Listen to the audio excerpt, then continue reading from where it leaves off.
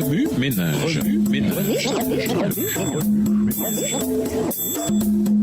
Bienvenue dans votre émission Remue-ménage. Nous voilà à la première leçon allant du 24 au 30 septembre, la fin. Jésus lui dit, « Je suis la résurrection et la vie, celui qui croit en moi vivra, même s'il meurt. » Jean 11, verset 25. Notre temps sur la terre est court. De quelle façon voulez-vous que votre histoire se termine? Quelle note pour Job? Lisons Job 42, les versets 7 à 17. Job 42, les versets 7 à 17. Après que l'Éternel lui a adressé ces paroles à Job, il dit à Éliphaz de Théman, « Ma colère est enflammée contre toi et contre tes deux amis, parce que vous n'avez pas parlé de moi avec droiture, comme l'a fait mon serviteur Job. Prenez maintenant 7 taureaux et 7 béliers, allez auprès de mon serviteur Job et offrez pour vous un holocauste. Job, mon serviteur, priera pour vous, et c'est par égard pour lui seul que je ne vous traiterai pas selon votre folie, car vous n'avez pas parlé de moi avec droiture, comme l'a fait mon serviteur Job. » Éliphaz de Théman, Bildad de Shua et Tsophar de Naama allèrent et firent comme l'Éternel leur avait dit, et l'Éternel eut égard à la prière de Job. L'Éternel rétablit Job dans son premier état, quand Job eut prié pour ses amis, et l'Éternel lui accorda le double de tout ce qu'il avait possédé. Les frères, les sœurs et les anciens amis de Job vinrent tous le visiter, et ils mangèrent avec lui dans sa maison. Ils le plaignirent et le consolèrent de tous les malheurs que l'Éternel avait fait venir sur lui, et chacun lui donna un késita et un anneau d'or. Pendant ces dernières années, Job reçut de l'Éternel plus de bénédictions qu'il n'en avait reçues dans les premières. Il posséda 14 000 brebis, 6 000 chameaux, 1000 paires de bœufs et 1000 ânesses. Verset 13, il eut 7 fils et 3 filles. Il donna à la première le nom de Gémina, à la seconde celui de Kétia et à la troisième celui de Kérénapouk.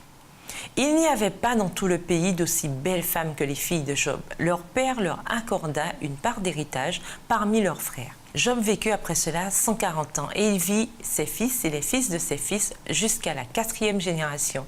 Et Job mourut âgé et rassasié de jours. Ce soir, bien que le sommeil me gagne, je prends un autre devoir de la pile de devoirs d'anglais que je corrige. Encore une autre histoire d'aventure avec des personnages monotones. Encore une intrigue où le bien et le mal s'affrontent comme Tom Cruise affronte et vainc le dernier scélérat d'un gang.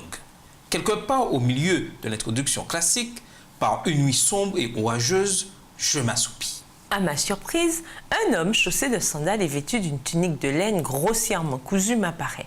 Il s'approche et dépose sur mon bureau un rouleau de parchemin à l'odeur de moisi. Je m'écrie, « Qui êtes-vous » Au lieu de répondre, il fait demi-tour et sort de la pièce. Curieux, je saisis le rouleau et commence à le corriger. N'est-ce pas ce que les professeurs d'anglais sont censés faire chaque fois qu'on leur donne quelque chose à lire? Le prologue est captivant. Quel conflit plus puissant peut-on avoir que celui où Dieu, le héros ultime, et Satan, le scélérat, se disputent le contrôle de notre monde? Soudain, alors que j'arrive au corps de l'histoire, l'ironie dramatique de cette bataille cosmique se livrant dans la vie d'un homme ordinaire me saute aux yeux. Job, dont le bonheur entier s'est effondré, supplie Dieu non seulement de mourir, mais aussi de reculer dans le temps pour le ramener dans le sein maternel et faire en sorte qu'il n'ait jamais existé. Du coup, je comprends que tous les innocents qui ont souffert peuvent s'identifier à ce thème. Soudain, Job, cet homme qui a supplié Dieu de le faire tomber dans l'oubli, reçoit un aperçu du conflit cosmique lors d'une rencontre personnelle avec Dieu. Satisfait de la relation plutôt que des réponses, il s'humilie devant son Créateur. Je m'émerveille alors de la véritable profondeur du livre de Job. Vient enfin l'épilogue. Comme il me semble hors de propos, superficiel, surtout lorsqu'il met l'accent sur la beauté inégalée des filles de Job, qui remplacent celles qui ne sont plus, Job 42, le verset 15. On dirait qu'il valide enfin, d'une certaine manière, les arguments des amis moralisateurs de Job, lesquels estiment que la prospérité récompense toujours un bon comportement. Que penser d'une telle fin? Fut-elle ajoutée plus tard par un éditeur quelconque qui estimait que le livre, trop sombre, avait besoin d'une fin heureuse? Le livre de Job est-il une allégorie? L'épilogue préfigure-t-il la restauration ultime qui, un jour, se produira?